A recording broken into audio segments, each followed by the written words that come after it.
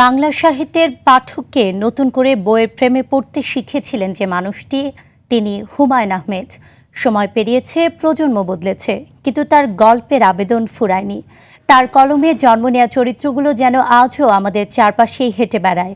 তার চলে যাওয়ার 15 বছর আজ। মৃত্যুবার্ষিকীতে সেই প্রিয় লেখকের জীবন, সাহিত্য আর অমর সৃষ্টিকে তুলে ধরছেন মারজান ইভান। দয়ার সাগর ওগো দয়াময়। বাংলা সাহিত্যের এক উজ্জ্বল নক্ষত্র হুমায়ূন আহমেদ। 1948 সালের 13 নভেম্বর নেত্রকোনার মোহনগঞ্জে জন্ম নেয়া এই লেখক স্বাধীনতা পরবর্তী বাংলা সাহিত্যকে দিয়েছেন এক নতুন মাত্রা। 1972 সালে প্রকাশিত প্রথম উপন্যাস নন্দিত নরকে দিয়েই পাঠক মহলে ব্যাপক সাড়া ফেলেন তিনি। এরপর একের পর এক সৃষ্টি করেছেন কালজয়ী উপন্যাস, গল্প, নাটক ও চলচ্চিত্র। তার সৃষ্টি হিমু, নীলা, মিশির আলী বাংলা সাহিত্যের সবচেয়ে জনপ্রিয় চরিত্রগুলোর মধ্যে স্থান করে নিয়েছে।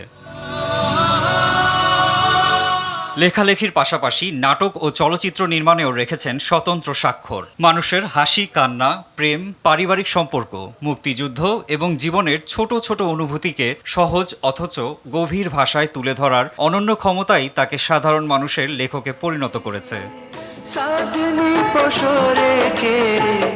আমারে স্মরণ করে কে আইসা দাঁড়াইছে গো।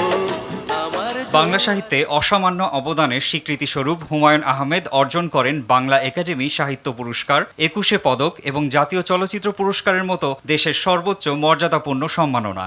আমরা বড় বড় মানুষের কথা শুনলাম, নজরুলের কথা শুনলাম, রবীন্দ্রনাথের কথা শুনলাম, আমাদের দেশের সাধারণ মানুষরা। 2012 সালের 19 জুলাই যুক্তরাষ্ট্রের নিউ ইয়র্কে চিকিৎসাধীন অবস্থায় শেষ নিঃশ্বাস ত্যাগ করেন হুমায়ূন। তবে তার মৃত্যুতে থেমে যায়নি তার যাত্রা। বইয়ের পাতায়, নাটকের পর্দায় এবং কোটি পাঠকের হৃদয়ে তিনি আজও সমান প্রাসঙ্গিক। মৃত্যু তাকে থামিয়ে দিতে পারেনি। বাংলা সাহিত্য ও সংস্কৃতিতে তার অবদান প্রজন্মের পর প্রজন্ম শ্রদ্ধার সঙ্গে স্মরণ করবে।